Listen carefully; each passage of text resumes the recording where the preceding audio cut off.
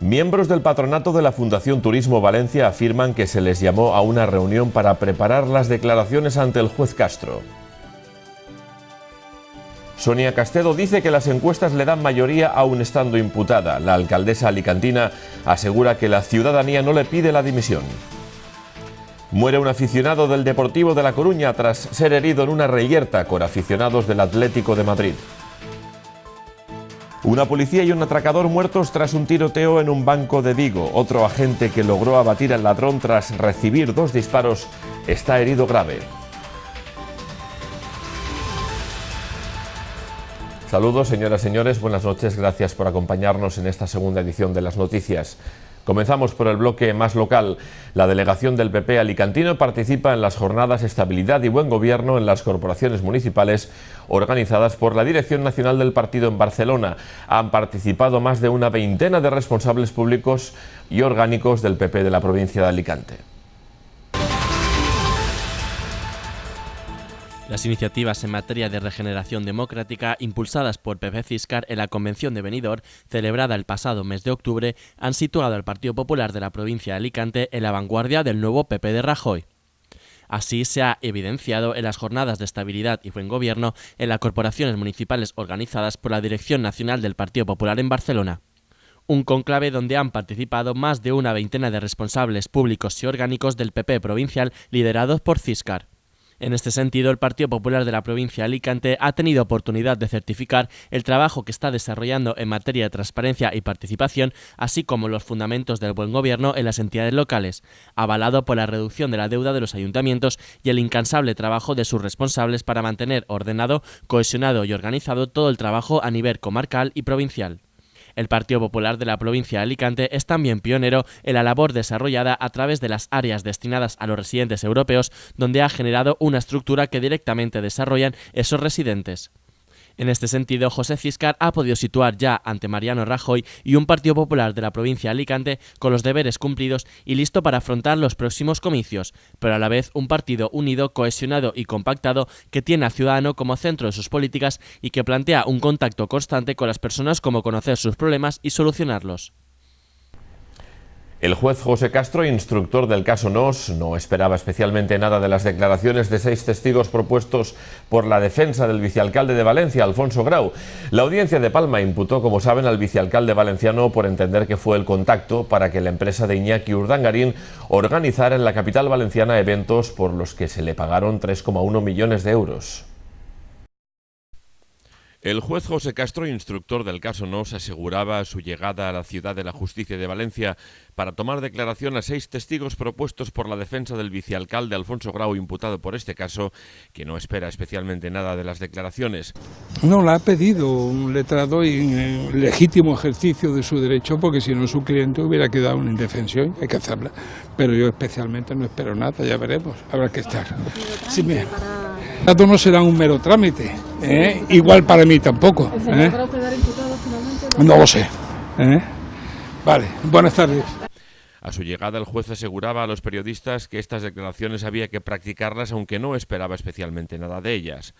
Según el magistrado, han sido solicitadas por un letrado en el legítimo ejercicio de su derecho, porque si no su cliente hubiera quedado en indefensión.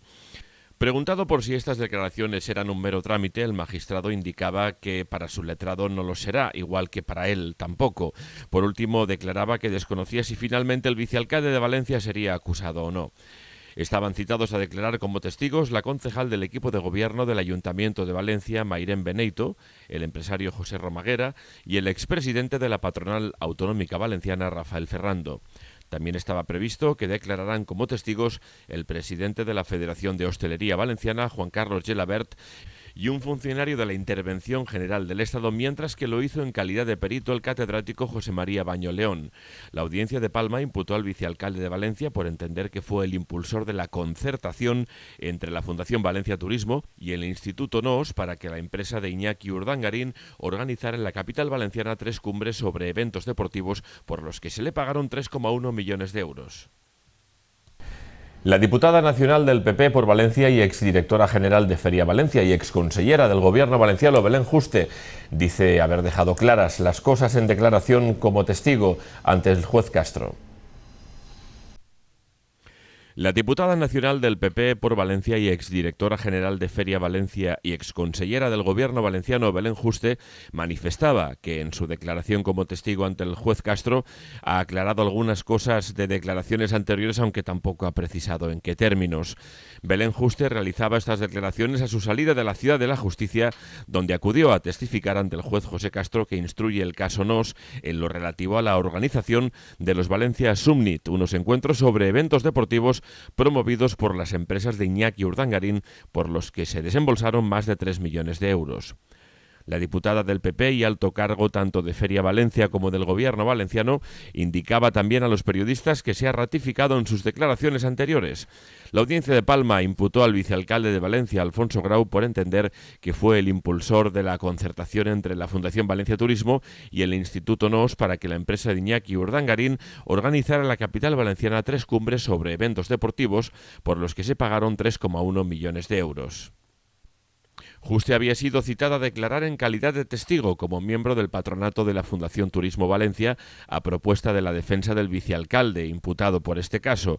El pasado mes de abril, Belén Juste declaró que no recordaba la reunión en la que se planteó la colaboración con los Valencia Summit, que las decisiones del patronato de Turismo Valencia eran del gerente José Salinas y del presidente Alfonso Grau y que sus miembros estaban informados, pero al final las declaraciones las tomaba el gerente.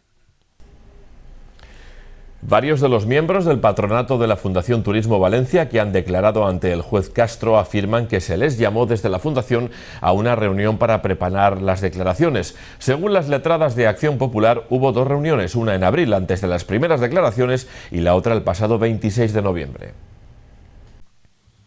Varios de los miembros del patronato de la Fundación Turismo Valencia que han declarado en la Ciudad de la Justicia ante el juez Castro que instruye el caso NOS aseguraban que se les llamó desde la Fundación a una reunión para preparar las declaraciones.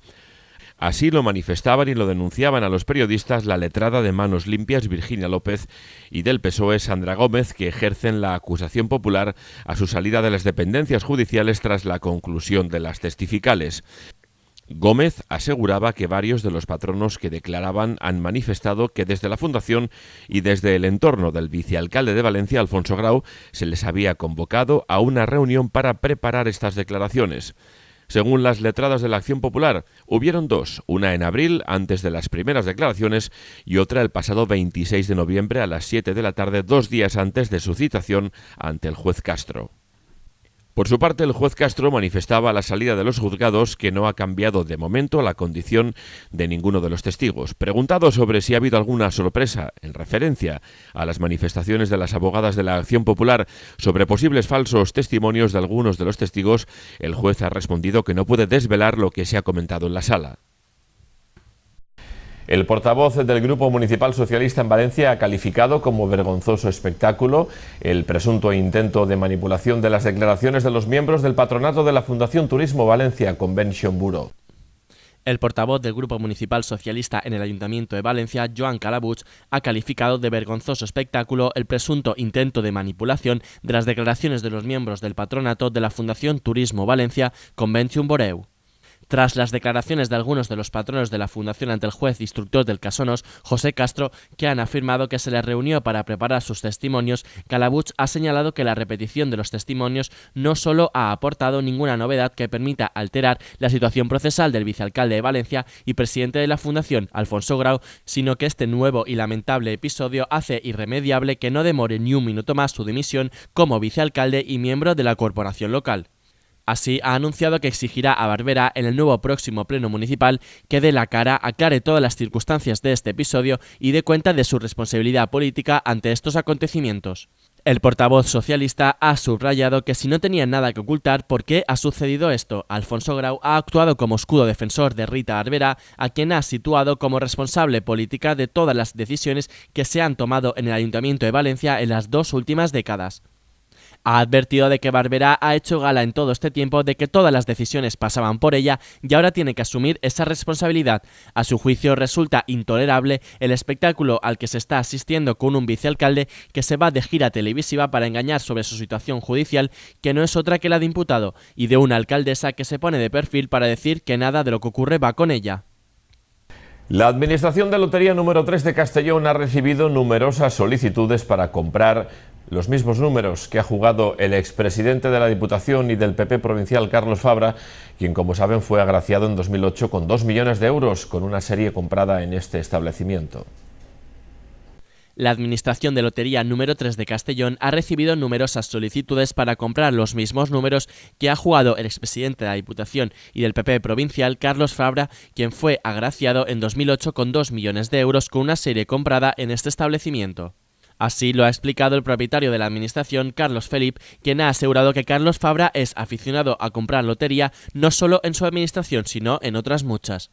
Después de la condena de la sección primera de la Audiencia Provincial de Castellón de 4 años de prisión por 4 delitos fiscales, el exmandatario tiene de plazo hasta hoy, 1 de diciembre, para ingresar en el Centro Penitenciario Español, posiblemente uno de la Comunidad de Madrid.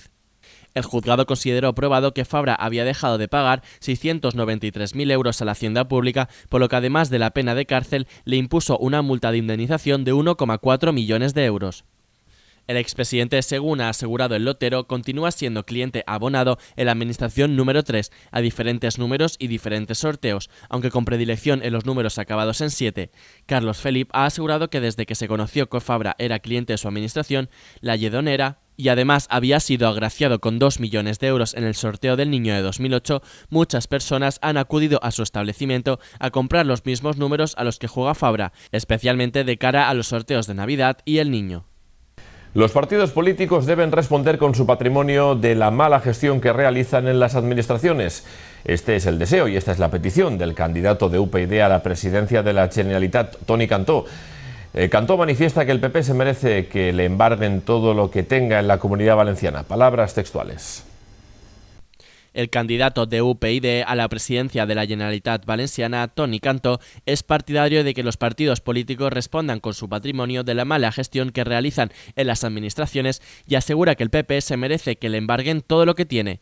En una entrevista, Cantó defiende que los partidos deben responsabilizarse de lo que han hecho y en este sentido cree que deben responder con su patrimonio del agujero que han hecho los ciudadanos. Afirma también el diputado nacional por Valencia que están muy cansados y hartos de que nos hayan dejado en esta situación y endeudados hasta aquí. Además, aboga transparencia frente a la corrupción y gente que cumpla con ciertos compromisos éticos, pues las situaciones ahora mismo necesitan ejemplaridad. El portavoz de Esquerra Unida del País Valencià en las Cortes ha señalado que su formación será coherente y asumirá aquello que dice y que exige a los demás. Ignacio Blanco ha hecho estas declaraciones por la imputación del alcalde de Buñol en una causa por presunta prevaricación. El portavoz de Esquerra Unida del País Valencià, el Escorts, Ignacio Blanco, ha señalado en relación a la imputación del alcalde de Buñol, Joaquín Masmano, en una causa por presunta prevaricación relacionada con la contratación de una empresa privada en el año 2013 para gestionar la venta de entradas de la Tomatina, que su formación será coherente y asumirá aquello que dice y que exige a los demás. Así lo ha indicado Blanco poco antes de participar en el acto de conmemoración del aniversario del cierre de Radio Televisión Valenciana, al ser preguntado por los medios sobre la imputación del primer edil de Esquerra Unida del País Valencià, que gobierna la localidad en coalición con el PSOE. Así ha reiterado que no tenga ninguna duda nadie de que Esquerra Unida del País Valencià será coherente y hará aquello que dice y aquello que exige a los demás. Ha mostrado asimismo su confianza en que el alcalde pueda demostrar ante los tribunales de que las cosas se han hecho bien, aunque en todo caso, ha reiterado Blanco, su partido diferencia siempre entre responsabilidades políticas y judiciales y será coherente con lo que dice.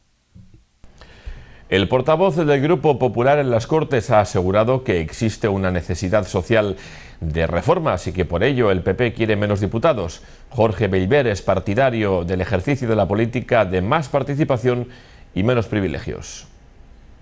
El portavoz del Grupo Popular en Les Corts, Jorge Beiber, ha asegurado que existe una necesidad social de reformas y por ello el PP quiere menos diputados, más participación y nada de privilegios.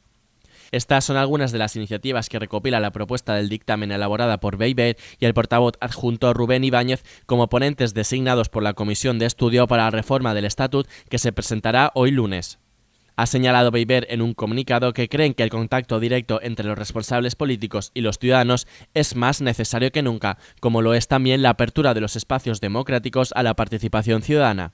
A su juicio, para estrechar esos vínculos entre los electores y los elegidos, la ponencia del Grupo Popular incluye otra propuesta del presidente de la Generalitat, Alberto Fabra, la de impulsar la elección directa de al menos un tercio de los diputados por los habitantes de cada comarca. El síndic del PP ha insistido en que su partido está dispuesto a sacar adelante una reforma democrática que consideran inaplazable.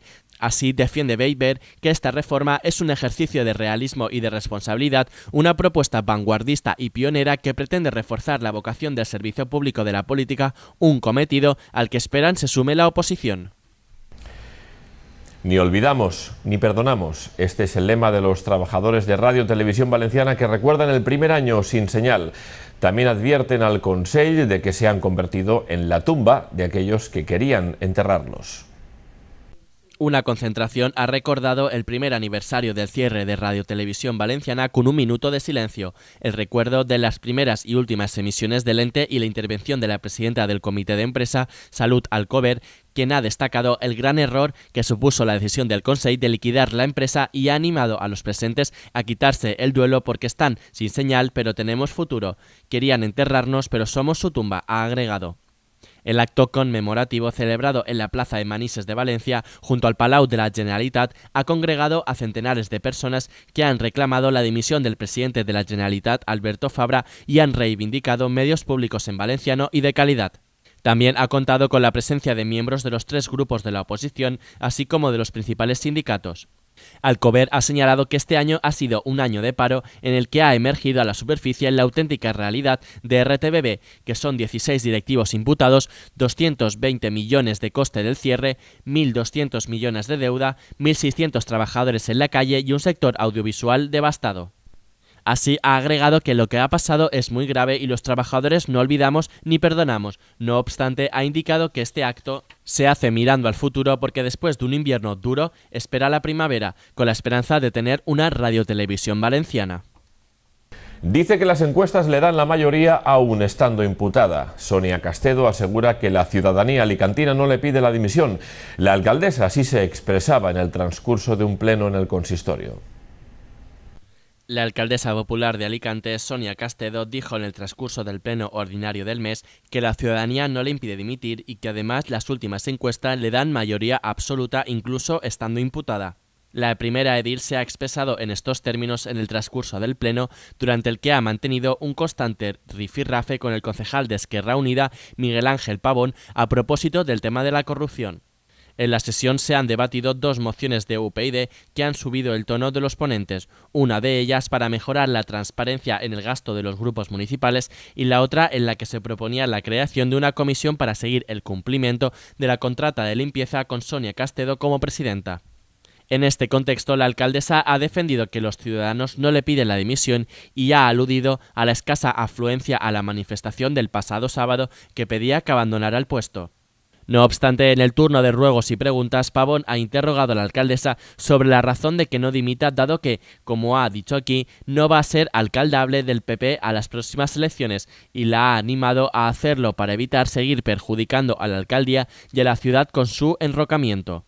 Así, el concejal de Izquierdas ha reprochado a Castedo que no se dé cuenta del daño que hace a Alicante al estar vinculada con la corrupción. Los bomberos de Castellón han rescatado 2 personas atrapadas en el interior de un coche en un barranco a causa del temporal de lluvias que afecta a buena parte de la Comunidad Valenciana. Por darles una cifra, para que ustedes se hagan una idea, en las últimas 30 horas se han registrado unos 220 litros en la localidad de Morella. Los bomberos de Castellón han rescatado a 2 personas que se encontraban atrapadas en el interior de un coche en un barranco de Alcora a consecuencia del temporal de lluvias que afecta a la Comunidad Valenciana, que en las últimas 30 horas han dejado registros de unos 220 litros en Morella.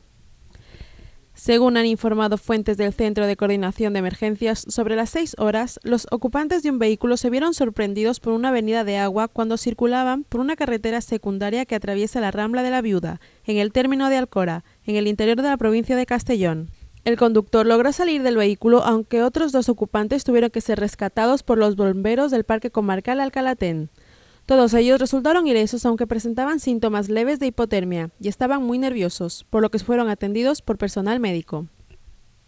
En las últimas 4 horas, la ciudad de Morella, también en el interior de la provincia de Castellón, ha registrado precipitaciones de 87 litros por metro cuadrado, que unido a los 140 litros caídos ayer, eleva la cifra a algo más de 220 litros por metro cuadrado en apenas 30 horas. Las lluvias se han extendido en las últimas 4 horas desde el interior de Castellón al norte de Alicante, pasando por la provincia de Valencia, con mediaciones de 82 litros en Xert. 3 hombres heridos de gravedad en un tiroteo registrado en una finca cercana a la Ciudad de la Justicia de Valencia. Los heridos son 3 ciudadanos de nacionalidad serbia. 3 hombres han resultado heridos de diversa gravedad en un tiroteo registrado en una finca situada en las inmediaciones de la Ciudad de Justicia de Valencia. Según fuentes de la Jefatura Superior de Policía de la Comunidad Valenciana, los heridos son 3 ciudadanos de nacionalidad serbia.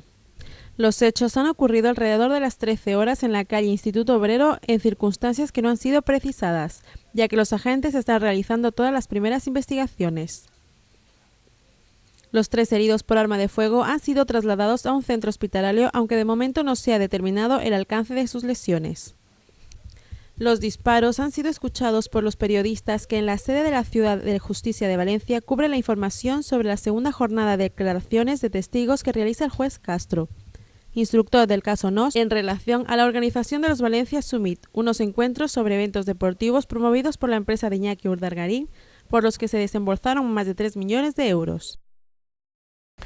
Miles de ciudadanos se han manifestado en Valencia para protestar contra la corrupción política y exigir pan, trabajo, techo y dignidad. La manifestación estaba encabezada por una pancarta con los lemas pan, trabajo y techo para todos. Varios miles de ciudadanos se han manifestado hoy en el centro de la ciudad de Valencia, convocado por las marchas de la dignidad para clamar contra la corrupción política y exigir pan, trabajo, techo y dignidad. La propuesta, que ha partido de la plaza de San Agustín y ha pasado por delante del Ayuntamiento y de la delegación del Gobierno, ha sido respaldada por diferentes colectivos sociales y sindicales como las plataformas antidesahucios, extrabajadores de RTBB y Yayo Flautas, entre otros muchos. La manifestación estaba encabezada por una pancarta con los lemas pan, trabajo y techo para todos, contra los recortes y la represión, fuera los gobiernos de la Troika y no al pago de la deuda. En un ambiente distendido, los manifestantes han coreado consignas como renta básica ya, no le temo a la represión del Estado, le temo al silencio de mi pueblo, PP-PSOE, corruptos, inhumanos, ladrones y mentirosos. Entre los manifestantes se encontraba también un numeroso grupo de extrabajadores de Radio Televisión Valenciana que, al cumplirse un año del cierre de las emisiones, han asegurado que los trabajadores no son los culpables y han exigido responsabilidades a los dirigentes por su desastrosa gestión. La gran recogida de alimentos organizada por el Banco de Alimentos de Valencia ha superado las previsiones. Se han recogido entre 600 y 800 toneladas de productos. El presidente del Banco de Alimentos, Jaime Serra, ha asegurado que podría haberse recogido mucho más que hace un año. La gran recogida de alimentos organizada por el Banco de Alimentos de Valencia ha concluido el pasado domingo, superando todas las previsiones, al recoger entre 600 y 800 toneladas de productos. Según ha informado la entidad en un comunicado, una vez más los valencianos se han volcado y han demostrado su enorme solidaridad, dado que, a falta de cifras oficiales que se concederán a lo largo de la semana que viene, se han superado con creces las 450 toneladas de alimentos del año pasado. El presidente del Banco de Alimentos, Jaime Serra, ha asegurado que ha sido increíble, todos los contenedores están llenos y podrían haberse recogido entre 600.000 y 800.000 kilos, mucho más que hace un año. La gente se ha portado de maravilla. Prácticamente no ha habido incidencias durante la recogida y una de las anécdotas más entrañables se ha dado en Aldaya, donde una mujer donó 2 carros de la compra llenos de turrones para que las familias y sobre todo los niños puedan celebrar la Navidad. En total han sido 167 supermercados, hipermercados y grandes almacenes los que han prestado sus instalaciones para que esta gran recogida haya sido todo un éxito, y ahora quedan semanas de duro trabajo para recoger, clasificar y distribuir todos los alimentos que han sido recogidos. La Generalitat ha vendido mediante subasta pública 15 vehículos del parque móvil del Consell y la Administración Pública por 28.250 euros. Se trata de vehículos oficiales que hasta ahora han formado parte del parque móvil, pero que han sido descartados por su antigüedad o por su excesivo kilometraje. La Generalitat ha vendido el pasado sábado mediante subasta pública un total de 15 vehículos pertenecientes al parque móvil del Consell y la Administración Pública por un importe total de 28.250 euros. Los precios de venta han oscilado entre los 1.000 y los 3.400 euros. Se trata de vehículos oficiales que hasta ahora han formado parte del parque móvil que han sido descartados por el uso, por su antigüedad o por su excesivo kilometraje, según ha informado el Consell en un comunicado. Tras la publicación en el diario oficial de esta subasta pública, junto con el listado y características de cada uno de los vehículos, estos han estado expuestos durante una semana y más de 300 personas han visitado estas instalaciones para conocer de primera mano el estado de los mismos. El pasado sábado, día en que se ha producido la subasta, han sido más de 100 personas las que han asistido a este acto de carácter público. Los precios de licitación o salida han oscilado entre los 300 euros de un Ford Courier o los 1.700 de un Nissan Terrano.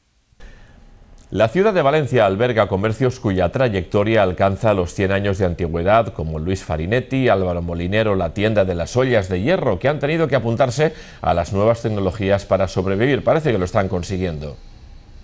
Los comercios centenarios de Valencia se suben al carro de las nuevas tecnologías. Han pasado de vender detrás del mostrador a comercializar sus productos en la otra parte del planeta gracias a Facebook. El establecimiento más antiguo de Valencia, la tienda de las ollas de hierro, tiene su página web, pero a pesar de su nombre no vende ollas. Así lo explica el gerente del comercio, Jorge Vilar. Se fundó con idea de ser un almacén de ollas de hierro que se distribuían para toda España, y luego pues el giro que dio fue radical y empezaron a venderse objetos religiosos. Gema Soles es la propietaria de la tienda de grabados más antigua de la ciudad, Luis Farinetti. Se fundó en 1897 y conserva todo el mobiliario del siglo XIX. Da su salto a Internet y crea su propia página web. La tenemos hace un par de años, pero estamos en constante revisión. Siempre estamos añadiendo cosas. Entre las más antiguas no podía faltar una tienda donde se venden trajes de fallera. Álvaro Moliner se fundó en 1939 y difunde sus trajes más vistosos a través de Facebook, tal y como afirma su dueño Álvaro Moliner. Quiero decir, nosotros lanzamos una promoción o lanzamos artículos a través de Facebook, la gente sí que nos pregunta. Estos comercios históricos de Valencia verán reconocida su trayectoria en la edición de un libro que se espera para Navidad. Las lluvias continúan presentes en la península, Baleares y Canarias. Hoy lunes, 8 provincias de Aragón, Cataluña, Comunidad Valenciana y Baleares permanecemos en alerta por chubascos, viento y oleaje. Las lluvias continúan su presencia en la península, Baleares y Canarias en un lunes en el que 8 provincias de Aragón, Cataluña, Comunidad Valenciana y Baleares permanecen en alerta por chubascos, vientos y oleaje. La Agencia Estatal de Meteorología pronostica precipitaciones en el Cantábrico Oriental, Alto Ebro, Pirineos y zonas del Mediterráneo, pudiendo ser localmente fuertes y tormentosas en Mallorca y Menorca la primera mitad del día. De forma más débil y dispersa, las lluvias también podrían afectar al resto del Cantábrico en torno de los sistemas central e ibérico y mitad oriental peninsular, esperándose alguna tormenta al final en el extremo suroeste. En Canarias se esperan precipitaciones al norte de las islas que podrían llegar de forma débil al sur. En cuanto a las temperaturas, se espera un ascenso térmico durante el día que será localmente notable en la mitad del sur peninsular, bajando las temperaturas en el norte. En la península los termómetros se situarán entre los 9 grados de Cuenca, Burgos y Soria y los 22 previstos en Alicante y Valencia. El Centro del Carmen de Valencia acoge la exposición retrospectiva de la pintora valenciana Marisa Casalduero. La exposición permanecerá abierta hasta el 11 de enero. Pequeñas montañas, casas de cuco y grandes lienzos se concentran desde hoy en una exposición en el Centro del Carmen de Valencia para rendir homenaje al artista local María Casalduero. La muestra revisa la obra de la difunta artista, una obra que irradia positivismo y luminosidad, según destaca la comisaria Marisa Jiménez. Sus obras parecen así como muy plácidas, muy bellas, pero también son fruto de esa transformación que hacía ella del dolor para que pareciese todo como bueno, pues como un mundo al que ella, bueno, pues al que ella respondía siempre un poco con agradecimiento, con alegría. El Centro del Carmen, donde estudió Casalduero, reúne en total 60 obras. El viudo del artista, Juan Ramón Bartomeu, señala que entre ellas se encuentran sus piezas más íntimas. La obra de pequeño formato de los últimos años, donde incorpora la figura humana y multitud de materiales de la propia naturaleza que introduce en sus obras para crear una comunicación entre la propia obra, la naturaleza y el ser humano, tanto por su presencia dentro de la obra a través de pequeñas figuras como pues por la visión que pueda tener el espectador. Hasta el 11 de enero se podrán encontrar en el Centro del Carmen trabajos inéditos, ya que el artista falleció antes de poder enseñar al público sus últimos pasos en el arte contemporáneo.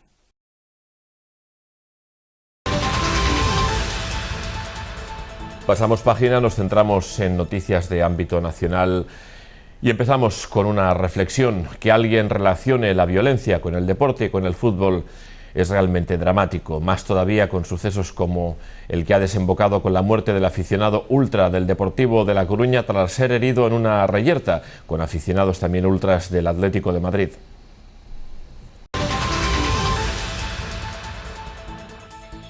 El aficionado del Deportivo de La Coruña, que ha sido ingresado en estado crítico en el Hospital Clínico tras ser herido en una reyerta entre aficionados del Atlético de Madrid y el Deportivo de La Coruña, ha fallecido.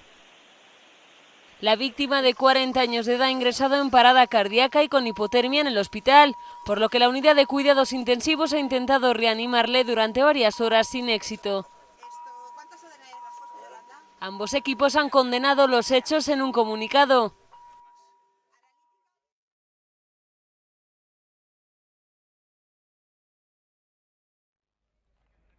Sin ninguna incidencia abandonan el estadio Vicente Calderón al acabar el partido. La verdad es la primera vez en todo lo que llevo viniendo que he notado un ambiente tan raro. O sea, era un ambiente como de... era de pena. O sea, yo creo que había pena en todos los lados. Cuando cantaba al frente se pitaba en señal de protesta. Y luego me ha parecido un gesto muy bonito. Ha habido parte de la afición del Depor, se ha intercambiado la bufanda con el Atleti, con la gente del Atleti, para ver que el fútbol no lo representan los 4 ultras que tiran a gente al río y hacen este tipo de cosas, sino el fútbol somos los demás, la gente normal que va al fútbol a disfrutar del fútbol y no a pegarse.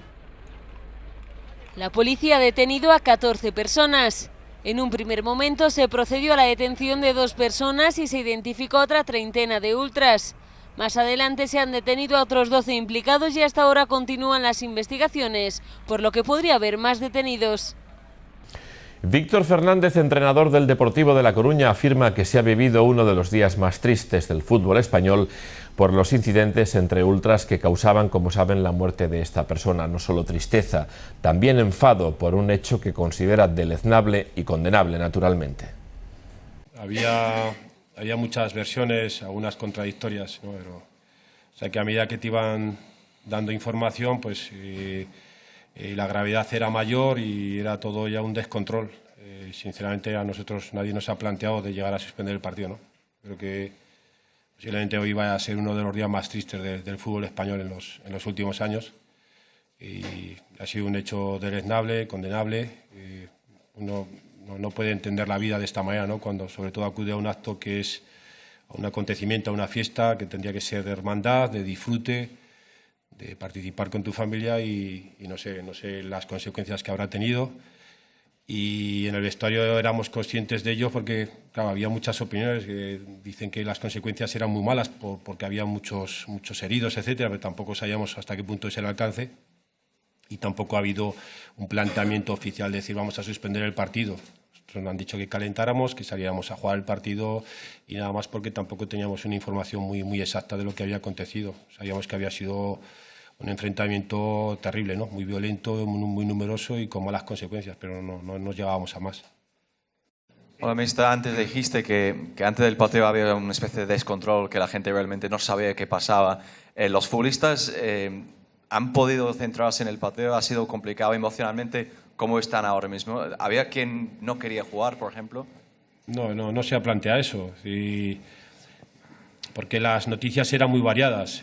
Primero, pues te hablan de una simple pelea, después que la pelea ha pasado a tener una dimensión importante. Y primero te dicen que un herido y después que ha habido más heridos y que se han utilizado armas blancas. Era todo un poco, te iban dando información a cuentagotas y primero que había un herido, insisto, ¿no? Y que luego había mucha más gente afectada por el incidente. Y tampoco nos ha dado tiempo a reaccionar y plantearnos qué es lo que se debía hacer, porque tampoco los futbolistas y el técnico están autorizados para tomar ningún tipo de decisión. Pero bueno, eso también ha durado lo que ha salido el equipo al campo. Luego tienes la obligación de centrarte. Hay mucho dolor, es evidente, porque creo que los que peores consecuencias han salido han sido los aficionados del DEP, porque todos son iguales, ¿no? Somos todos iguales, no identifico colores, pero cuando estás metido en el partido y no puedes pensar más allá. Una policía y un atracador muertos tras un tiroteo en un banco de Vigo. Otro agente que logró abatir al ladrón tras recibir 2 disparos está herido grave. El asaltante es un hombre español con antecedentes que actuó solo y que trató de huir con una rehén. Una policía y un atracador han fallecido hoy en un tiroteo registrado tras un atraco a una sucursal bancaria de Vigo. Otro agente ha resultado herido grave y una empleada del banco ha recibido el impacto de una bala, aunque está fuera de peligro, según fuentes policiales. El asalto a mano armada ha tenido lugar poco después de las 2:30 de la tarde en la calle Doctor Carracido, en el barrio del Calvario. Así lo relata Javier Ferreira, testigo del suceso. Y asomamos la cabeza y tal, y fue cuando vimos al atracador ya en la puerta de la sucursal con una rehén, que me enteré que era la subdirectora del banco, de esta sucursal, bueno. Y salió salió apuntando con el arma ya y empezó a disparar. Yo no he escuchado que me dieran palabra ni que ningún tipo de intercambio de palabras. Me han dicho que sí, que la policía le dijo alto, que tal, pero yo lo vi con intención cuando lo vi de salir a disparar directamente y de intentar zafar y escapar por donde fuese. La agente que ha muerto una vez iniciado el traslado al hospital tenía 36 años, la misma edad que la empleada del banco herida. Por su parte, el agente herido tiene 41 años y ha recibido 3 disparos en el pecho. Del supuesto atracador, comunica la central de coordinación del 061 Urgencias Sanitarias, no constan datos. Una multitud de familiares, amigos, compañeros y autoridades públicas han despedido a la agente Vanessa Laje. Se le ha impuesto la máxima condecoración, la Medalla de Oro al Mérito Policial. Nadie ha querido faltar a la despedida de Vanessa Laje, la agente de policía abatida en el tiroteo que se registró tras un atraco en Vigo. Hasta la capilla ardiente, instalada en una comisaría viguesa, se han acercado familiares, amigos y compañeros, quienes han querido dar su último adiós a la fallecida. Entre las autoridades, el presidente de la Xunta, Alberto Núñez Feijóo, el alcalde de Vigo, Abel Caballero, o el secretario de Estado de Seguridad, Francisco Martínez, quien ha expresado en nombre del Gobierno el reconocimiento hacia la policía fallecida en acto de servicio. Gracias a ellos los ciudadanos nos sentimos muy seguros y por eso días tristes, tristísimos, como el de ayer, como el de hoy, pues merecen todo el reconocimiento y todo el homenaje al Cuerpo Nacional de Policía. La agente ha recibido a título póstumo la Medalla de Oro al Mérito Policial, máxima condecoración con que se reconoce a los miembros de la policía. En el asalto a la sucursal bancaria resultó también muerto el atracador, un delincuente que contaba con un largo historial delictivo. Además, resultó herido de gravedad el subinspector Vicente Ayó, que según el último parte médico permanece estable dentro de la gravedad, y una empleada del banco, que sufrió el impacto de una bala, aunque su vida no corre peligro. El funeral por Vanessa Laje se celebrará mañana en la iglesia parroquial de San Breixo de Parga, en Lugo. Entrando en órbita política, el presidente del Gobierno, Mariano Rajoy, ha advertido al presidente de la Generalitat, Artur Mas, que el proceso participativo del 9N fracasó. En opinión de Rajoy, si Mas pretendía presentar una Cataluña independentista, ha fracasado en toda regla. El presidente del Gobierno, Mariano Rajoy, ha asistido este sábado a la clausura de las jornadas municipales sobre la estabilidad y buen gobierno que ha celebrado el Partido Popular en Barcelona. Y ha sido allí cuando ha aprovechado para recordar a los catalanes que tienen todo su apoyo. Desde que soy presidente del Gobierno he estado 15 veces en Cataluña, con esta 16. Desde que presido el Partido Popular ya son 117 veces. Conozco Cataluña, sé lo que pasa, me importa, me preocupo y me ocupo de los problemas de los catalanes. Y ha criticado a Artur Mas por desatender a Cataluña y fomentar la división del país.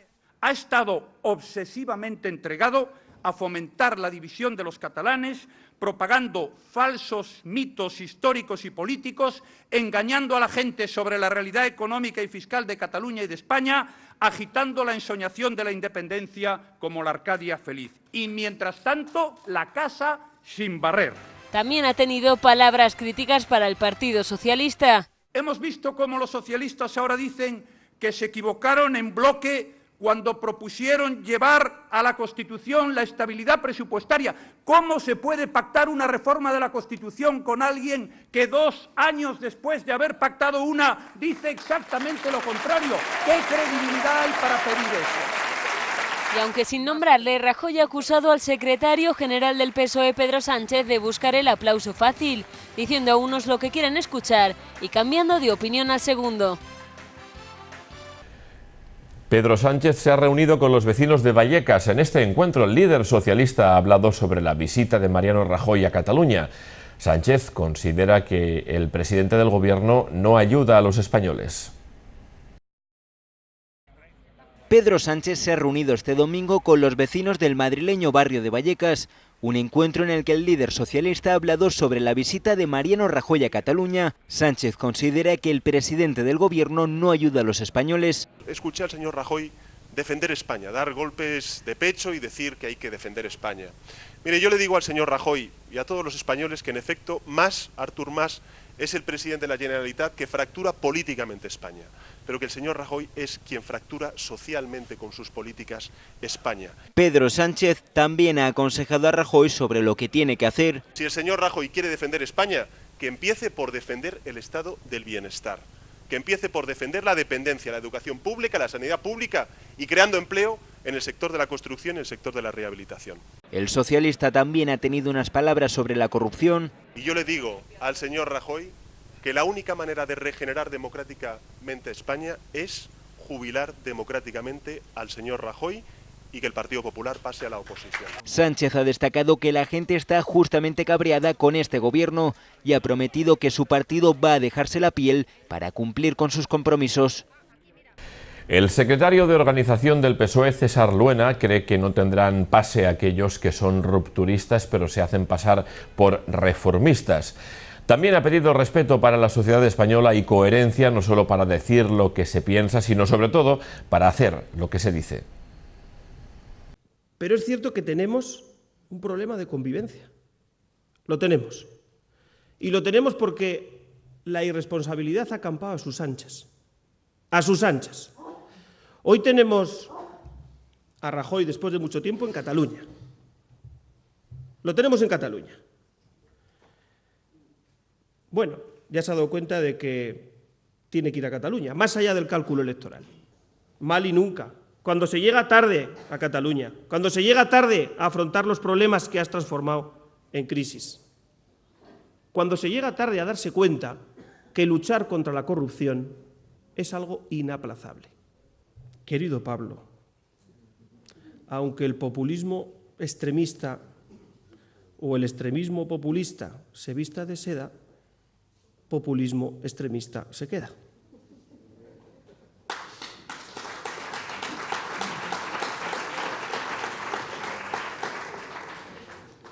Nosotros somos reformistas, no os olvidéis, paisanos, ciudadanos, ciudadanas de Segovia, compañeros y compañeras simpatizantes del partido. Nosotros somos reformistas, pero que estamos dispuestos en este momento a romper con aquello que sea necesario para que se abran paso las reformas. Los acuerdos en materia económica protagonizaron gran parte del Consejo de Ministros. En primer lugar, se ha dado luz verde a la extensión del programa PIB 6. Por otro lado, se ha aprobado el anteproyecto de ley de resolución bancaria que básicamente transpone una directiva europea. Los acuerdos en materia económica han protagonizado hoy gran parte del Consejo de Ministros. En primer lugar, se ha dado luz verde a la extensión del programa PIB 6. se establece un nuevo plazo de presentación de solicitudes de ayuda que tiene como fecha de inicio el día 24 de noviembre de 2014. Las que no puedan ser atendidas por falta de presupuesto se incorporarán automáticamente en la próxima convocatoria del programa. Por otro lado, se ha aprobado el anteproyecto de ley de resolución bancaria que básicamente transpone una directiva europea. Lo que busca fundamentalmente es reducir la fragmentación de los mercados de crédito. En segundo lugar, romper el vínculo que había entre el riesgo soberano y el riesgo macroeconómico. Y en tercer lugar, que los rescates bancarios no cuesten un euro a los contribuyentes. El fondo contará con una dotación de casi 6.000 millones de euros, que será financiado por las aportaciones de la banca. Aprovechando la comparecencia del ministro de Economía en la rueda de prensa, ha sido preguntado por las conclusiones lanzadas hoy por Bruselas, en las que se contempla la posibilidad de que en 2015 España no cumpla el déficit pactado.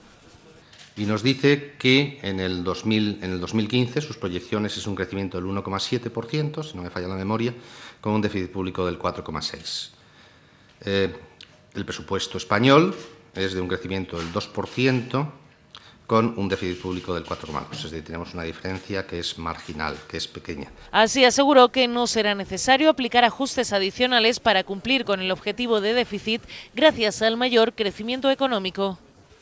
Podemos propone como medidas para afrontar la crisis, entre otras, aumentar el poder de la banca pública, garantizar el crédito como un derecho, jornada laboral de 35 horas semanales, aumento del gasto público, salario y las pensiones, fortalecer los sindicatos, llevar a cabo una reestructuración de la deuda y una reforma fiscal que persiga la redistribución de la riqueza.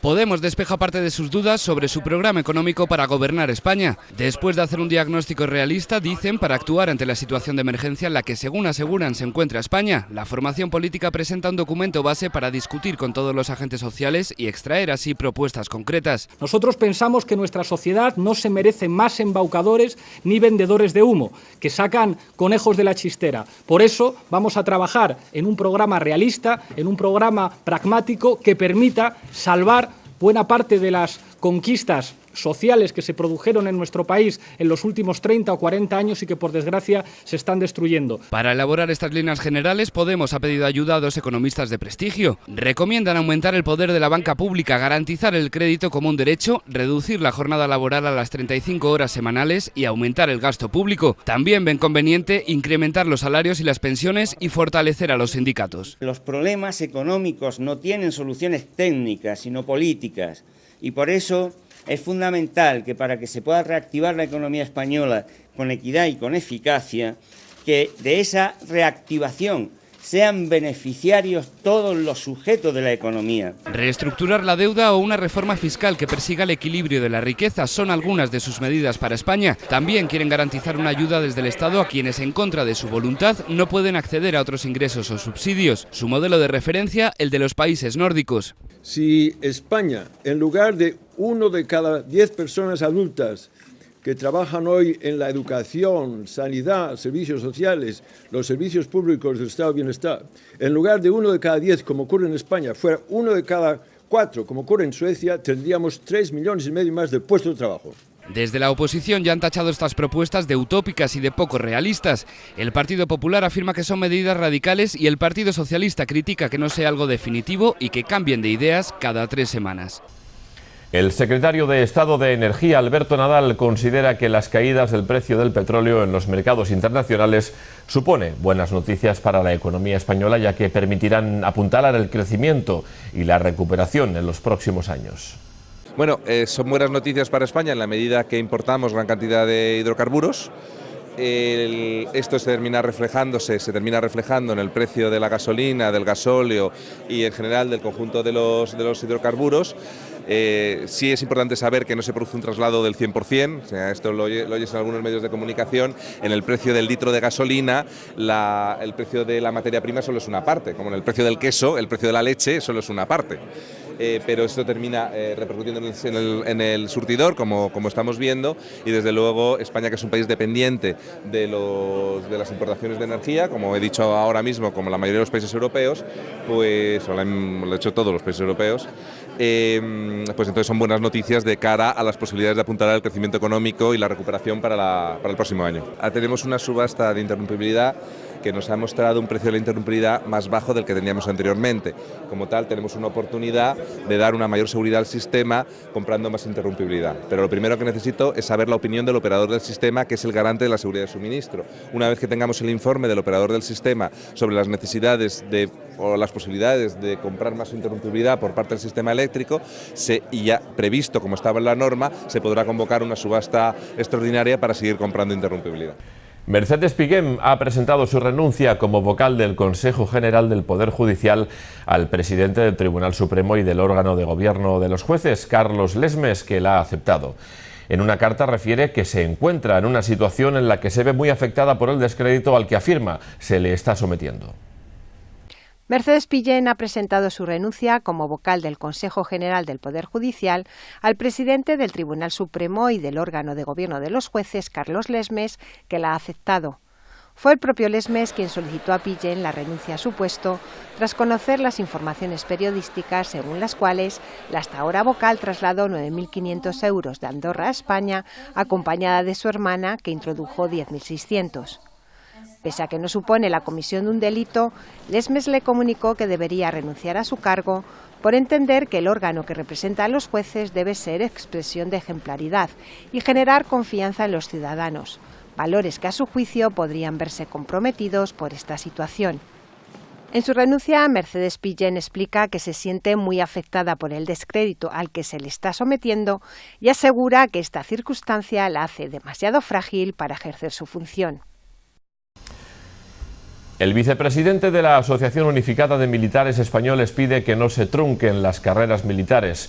Son declaraciones realizadas tras la manifestación para pedir una carrera profesional digna para todos los militares españoles. Hartos de la situación que venimos padeciendo en los últimos años, en los que hemos sido objeto de un radical abandono por parte de la Administración en relación con la atención de nuestras condiciones laborales, profesionales y sociales, queremos decirle al Ministerio de Defensa que no vamos a permanecer impasibles ni mudos ante esta situación. Queremos decir que vamos a realizar cuantas acciones legales nos permitan nuestros derechos constitucionales, para que se tomen todas las medidas que sean necesarias para mejorar las grandes deficiencias que padecemos en nuestra carrera, en nuestras condiciones en el trabajo, en nuestras remuneraciones, en nuestros derechos. Bueno, motivo principalmente por la indignidad que hay dentro de las Fuerzas Armadas, como ciudadanos y como profesionales de la milicia, y por dos leyes que nos están afectando de forma muy negativa. Una es la ley que se acaba de aprobar de régimen disciplinario de las Fuerzas Armadas, de los militares, y otra es el proyecto, todavía anteproyecto de ley de reforma de la carrera militar. Sí, bueno, en cuanto a la reforma de la carrera, una de las cosas que nosotros hemos manifestado era que hacía falta corregir los agravios que se produjo con la propia ley el año 2007. Esto estamos hablando de que es una modificación de esa ley. Y por otro lado, las carreras truncadas a miles de militares, la falta de expectativas en la progresión militar y que se ha dejado prácticamente a un 50% de militares fuera de la ley de la carrera, que son los contratos temporales de la tropa de marinería o oficiales de complemento, oficiales de la escala temporales, que se les deja fuera de la carrera, y entonces es incomprensible. Que criticamos en la ley de régimen disciplinario, además de otros artículos nuevos que han incorporado que van dirigidos directamente a atacar el asociacionismo militar. Y por otro lado, la ley de carrera militar, el próximo proyecto que ya se ha aprobado en Consejo de Ministros, entendemos que tiene que ser totalmente revisado, puesto que mantiene la temporalidad, el contrato basura, para cerca del 55% de los miembros de las Fuerzas Armadas. Aparte de muchos agravios, informes subjetivos que son fundamentales para ascender, promocionar o cambiar de escala o incluso mantenerse en las Fuerzas Armadas, se mantienen esos informes subjetivos. se mantienen agravios en la escala que ha habido de sus oficiales. En definitiva, a pesar de que se dice que las Fuerzas Armadas son profesionales, no se cumple con una profesionalización real de las Fuerzas Armadas. Nos mantienen en una situación de mili antigua del siglo XX, tratando a gran parte de los militares como si fueran de reemplazo, y se incumple lo que era un mandato de profesionalizar. Nosotros entendemos que somos ciudadanos de uniforme, que ya basta de tratarnos como ciudadanos de segunda y que somos unos trabajadores empleados públicos con la particularidad de nuestra profesión, defender a España. Por ello estamos y no dudamos ni un segundo en defender y dar todo, incluso la vida por ello, pero también pedimos dignidad y un empleo y unos derechos fundamentales reales de facto y reconocidos en las leyes. Un desahucio previsto en Logroño se ha evitado después de que la afectada alcance un acuerdo con la empresa constructora. El desahucio correspondía a la vivienda que esta mujer y su pareja tenían en Logroño y que fue embargado, al igual que el resto de sus bienes.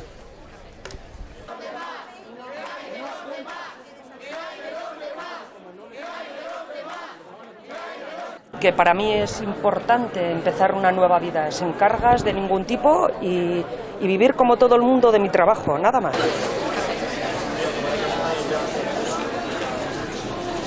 Os digo que me han quitado todas las cargas que tenía, anular todo tipo de actuaciones por su parte y bueno, para mí eso ya es muy importante. San Juan de Arena vive con consternación la muerte de Amets y Sara. La localidad asturiana atraviesa las jornadas de luto declaradas en el municipio por la muerte de las dos niñas de 9 y 7 años que presuntamente murieron a manos de su padre. Los cadáveres de dos niñas fueron localizados en este edificio de la localidad asturiana de San Juan de la Arena. La Guardia Civil entró en la vivienda de un hombre que poco antes se había suicidado arrojándose desde un viaducto.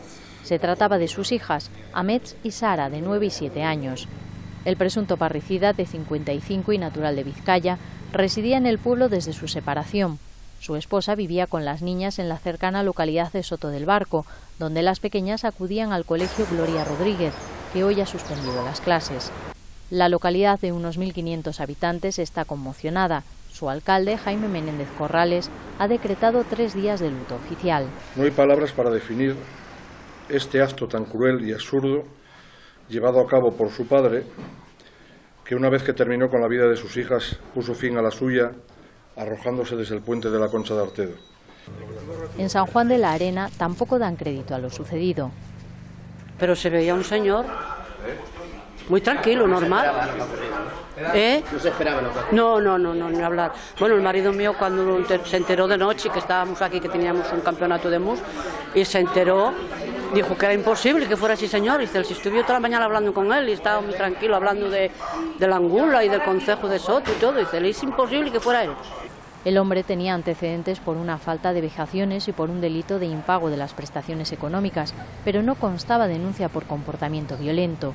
En la vivienda, los agentes encontraron una barra metálica ensangrentada con la que presuntamente se pudieron cometer los asesinatos.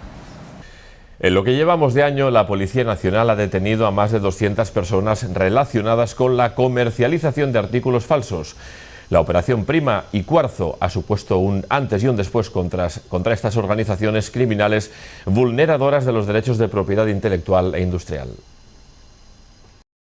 La vulneración de los derechos de propiedad intelectual e industrial continúa siendo una práctica habitual en nuestro país. Ante esto, y en lo que llevamos de año, la Policía Nacional ha detenido a más de 200 personas relacionadas con la comercialización de artículos falsos. Aproximadamente 2.700 cuentas bancarias intervenidas, hemos recuperado 1.400.000 euros en efectivo. La última operación destapada es Prima, un golpe internacional contra una organización criminal hindú más de 20 años asentada en España, que ha acabado con 69 personas detenidas hasta ahora por la venta de productos falsos. Y los delitos que se le imputan es vulneración de los derechos de propiedad intelectual e industrial, falsificación de documentos, blanqueo de capitales, fraude de IVA, tráfico de sustancias estupefacientes, incluso cohecho y pertenencia a organización criminal. Cuarzo es la otra operación principal que ha destapado en el mercado de Apedra, en Vigo, la venta de calzado y textil de imitación y también contrabando de tabaco. En concreto, en el Mercado de Pedra hay 50 personas detenidas en España, exclusivamente por delitos contra la propiedad industrial y blanqueo de capitales. Desmanteladas las fábricas e incautados los productos falsos, las dos operaciones han supuesto un antes y un después contra estas organizaciones criminales vulneradoras de los derechos de propiedad intelectual e industrial. Un hombre acusado de abusos sexuales continuados a su hija biológica menor de edad y a las 3 hijas de su expareja sentimental y también madre de la primera. Ingresará en prisión provisional. Las supuestas violaciones se habrían producido desde edades muy tempranas, entre los 11 y 13 años. Bueno, ha quedado en prisión provisional comunicada y sin fianza. De todas formas, el auto es recurrible y desde la defensa de él tenemos un plazo de 3 días para hacerlo y que no le quepa duda a nadie que vamos a hacerlo, porque este hombre es inocente. Que no hay absolutamente ninguna prueba que acredite esto más allá del testimonio de las 2 menores y que aún por encima se han comportado tremendamente mal. Una de ellas hace nada, o sea, él manifiesta que, una de estas menores manifiesta que la última vez que fue violada fue hace 38 días y sin embargo 10 días después estaba trabajando con él. No, se archivó por falta de pruebas. O sea, No, él abandonó a su pareja durante un tiempo y después volvieron, porque ella insistía constantemente. En cualquier caso, No, que lo envía. las declaraciones de las niñas. ¿Se ha basado en las declaraciones Únicamente, de las niñas? únicamente. No hay pruebas. No, no encontramos contradicciones. Sin embargo, hay indicios un poco raros, hay cosas un poco raras en esas declaraciones. Sobre, ellas manifiestan una serie de malos tratos continuados que curiosamente no han dejado ninguna clase de secuela. De la misma forma que manifiestan sangrados y lesiones en sus partes íntimas que no han podido ser acreditadas por ningún médico, porque fíjate qué casualidad, ninguna de ellas ha ido nunca al ginecólogo. En una época como la actual en la que, pese a los buenos augurios que muchos dicen advertir, hay todavía mucha gente necesitada. Jornadas como la del domingo pasado nos deben hacer reflexionar. El Día de las Personas sin Hogar, a las puertas de las Navidades, además cobra un significado especialmente dramático. Salimos a la calle pues un poco a ser visibles ante esa invisibilidad que se siente por todas estas personas. Pero repito que se han realizado numerosos actos en toda la diócesis y que por lo tanto todavía hoy, al haber sido ayer en la mayoría de ellos, pues no tenemos datos concretos de cómo han ido, pero seguro que la participación ha sido mayoritaria y sobre todo nuestro sentir, trasladar a la sociedad que hay pues en nuestra ciudad o en nuestra provincia en concreto cerca de 3.000 personas sin hogar. Ojo, cuando hablo de personas sin hogar no hablo de personas que duermen en la calle, que también las hay, sino personas que están recogidas en centros de acogida, nuestros, de Cruz Roja, de alguna otra organización, centros como el CAI, municipales o de alguna, pero al fin y al cabo personas que no tienen su hogar. Bueno, pues hay casos de personas que se encuentran en la calle que verdaderamente son espeluznantes y eso nos hacen ver que cualquiera podemos vernos en esa situación. Conozco casos de personas en nuestras salidas nocturnas, acompañarles a las personas que duermen en la calle. Nos encontramos casos de empresarios que hace menos de 2 años tenían más de 60 personas trabajando para ellos y hoy están en las proximidades del Rico Pérez durmiendo sobre cartones. O sea, hay casos espectaculares, casos que personas que no reúnen el perfil normal, sino que llevan... Yo vengo en las salidas nocturnas, vengo apreciándolo desde hace 15 días, una persona muy cercana al mercado central, que es tanto el cariño que siente de que alguien vea que se le acerca, le pregunta, se interese, le dé algo de comida o lo que prefiera o lo que necesite, que se emociona, se pone a llorar y nos hace llorar a todos los que vamos porque es muy duro ver esos trances. O sea, son muchas las cosas. Pero en fin, también tenemos la satisfacción de recuperar a gente, de llevarlos a nuestras casas de acogida y a nuestros pisos, que en Alicante ciudad disponemos ya de 11 pisos, no propiedad de Cáritas, han sido cedidos y demás para poder atender a esas personas y están rehaciendo su vida. Nos quedamos con esa parte de esperanza porque esa es la que más valoramos. Señoras y señores, aquí termina la segunda edición del Noticias 12. Les espero mañana. Hasta luego.